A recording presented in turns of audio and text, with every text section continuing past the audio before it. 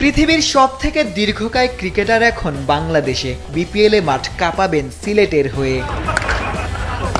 6 foot 4 ইঞ্চি উচ্চতার ক্যারিবীয় cricket দানব দেখে মনে হতে পারে কর্নওয়ালের হাঁটতেই যেন কষ্ট হচ্ছিল। প্রশ্ন করতেই পারেন, যে ক্রিকেটার ঠিকমতো হাঁটতেই পারছেন না তিনি কি করে ব্যাটিং কিংবা বোলিং করেন? এটা কোন দেশি খেলোয়াড় হাঁটতে পারতেছে না। কর্নওয়ালের হয়ে তার ব্যাটই জবাব দিয়ে দেয়। ক্রিজে দাঁড়িয়ে থেকে কবজি আর মাংসপেশির ব্যবহারে আগ্রাসী ব্যাটিংই করেন রাহকিম কর্নওয়াল।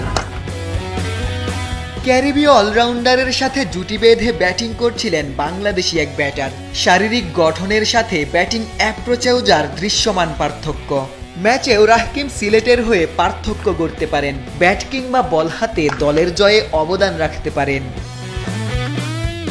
বাঙালি হলেও জাকের আলী অনিকের ব্যাটিং স্টাইল অনেকটা ক্যারিবীয়দের মতো। জাতীয় দলের হয়ে সবশেষ